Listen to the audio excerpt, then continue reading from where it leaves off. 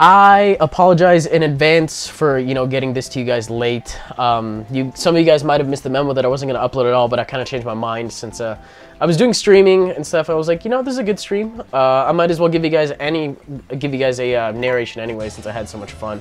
That and Persona 4, the animation was released in Japan. Not released, debuted in Japan yesterday. I'm going to download that shit, watch it. And while I'm enjoying some Persona 4, you guys can enjoy some Pokemon Persona 3 theme team action going on.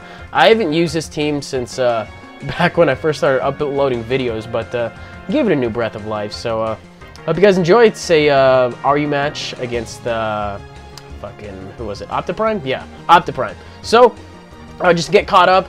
It doesn't look like he has anything to hit my Shedinja, so he switches out to Tauros. I don't want to take a Rock Slide. So I go to Lunatone, he ends up missing, switches out to take the Psychic as I go for the Trick Room, and I believe we're all caught up. So I'm going to go for the Stealth Rock because I'm a Trick Room, Stealth Rock, Lunatone, and I've got Cosmic Power and Baton Pass as my other two moves. It is Taunt Bait, but I don't know. I don't really run into a lot of Taunters in RU for some reason, so it kind of works out. But it gets Baton Pass through Pokemon XD, so my plan right here, I know Grumpig can't really touch me unless it has the Shadow Ball or something weird anyway. So I'm going to set up as many Cosmic Powers as I can. I know Trick Room will wear off anyway soon. So what I want to do is set up some Cosmic Powers to the point where I can live a hit. I can live until Trick Room wears off, set up another one, and then Baton Pass immediately after. So I think I might be at like +2, +3, something like that. Torterra's going to hurt. He ends up going for the Rock Polish. I guess he counted his Trick Room turns and knew that they would wear off right now. Or maybe he suspected that I didn't have any attacks. But either way, he's double speed, all that shit. +3 Seed Bomb does not do that much. I'm thinking a Wood Hammer probably would have killed me or brought me pretty damn low. Because I don't think this Lunatone has anything invested in defense, or it might have split defenses. I don't know. I know it's max HP and it's other stuff.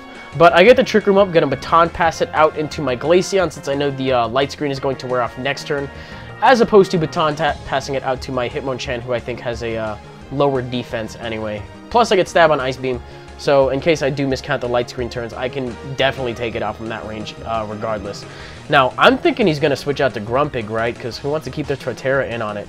But he actually ends up going for the Stone Edge. Now, that's pretty risky. I'm at +3 defense. He has Life Orb. I want to argue that it would have done a really good chunk, but it probably wouldn't have taken me out just because I'm at +3.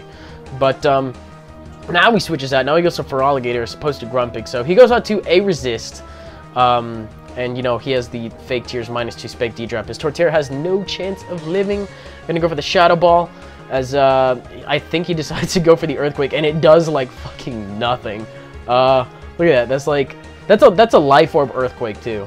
So as much as I really want to do stuff, I can't really do stuff since Trick Room does wear off. He's gonna hit me with a Waterfall. If he gets a flinch, doesn't matter since he kills himself off with Life Orb. I don't think he does, so I believe I just fire off a Ice Beam in vain, just in case he wants to switch back out to Torterra to take the Shadow Ball and try to take him out with the Stone Edge or whatever.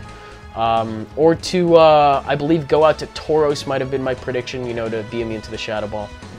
Anyway, in comes a Sock. I don't want anything taking a close combat that it doesn't need to, so I just leave Glaceon in to die at this point. Useless crit is useless. But I can also bring in Shedinja next turn, just to, scout whether or not he's choice banded like I think he might be, because those things are somewhat popular when they're used. Turns out he does switch out. I think he told me afterwards that he is banded. So I set up a Swords Dance on the switch. I do still have my Sash intact, so I'm good to take one hit, and then I will die immediately after. But set up a Swords Dance. I'm not sure who's faster because I don't remember if I have speed in this thing or not, because I sometimes tend to use it outside of Trick Room or not. So I go for the Shadow Sneak on the off chance I don't have speed. Plus he's got Life Orb going, so he'll help me out with an extra 10% in between those turns.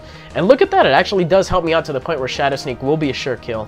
He does hit his Stone Edge crit or not, doesn't really end up mattering. It's kind of a straightforward game. I'm realizing this like halfway through, but it's still pretty interesting. So he switches out, I guess coaxing me into a switch to make me think that he has the Fire move or something. But I just go for the X Scissor. Maybe that's what he was trying to do. He was trying to bait me to go for the X Scissor as opposed to the Shadow Sneak. Whatever the case, resisting the X Scissor still does a really good amount to Sock, enough to the point where I can take it out with the Shadow Sneak. So what he probably should have done is predicted the Shadow Sneak, gone out to Tauros, and then taken me out with the Rock Slide.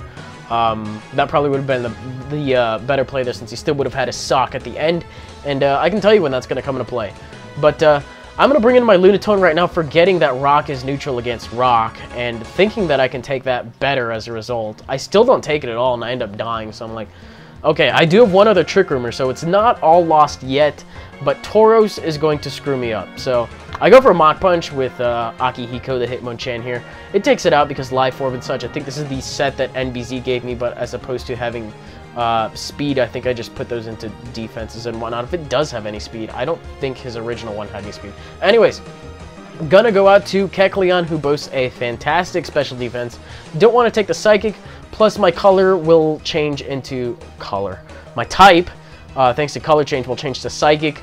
Looking at this Grumpig, since it's dual screening, it probably only has the one move, and then it has something else. I don't know. So I'm definitely free to set up the Trick Room, especially since Psychic will be a resisted hit as well.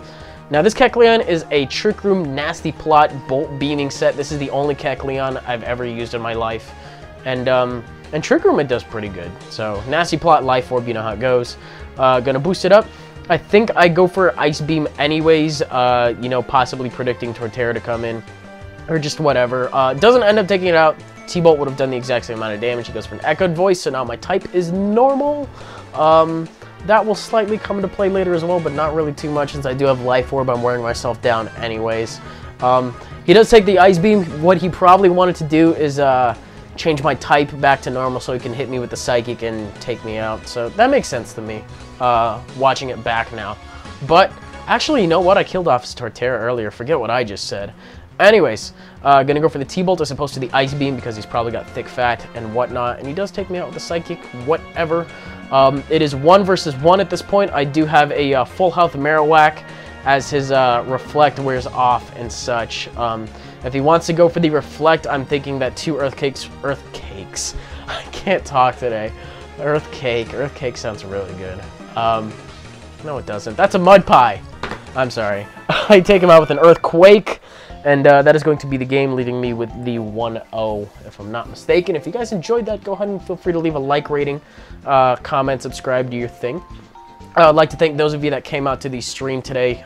Probably one of the more enjoyable ones I've had in a really long time. It's good times, good times. And I'll probably be streaming again on Saturday. I'm thinking my buddy Q's probably going to come over. We're just going to herp our derp for a bit, and should be fun times. So Saturday again. Feel free to catch that.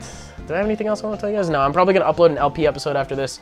If I can stop, you know, sucking ass at TCGO, then I'll probably get one of those going as well. I tried recording, I really did, but I ended up losing every game horribly. So that didn't work out too well. That's what I got on the plate for you guys. You know, Friday's narration as well tomorrow. So, usual grind, usual thing, usual goodbye, as in I will see you tomorrow. So, peace.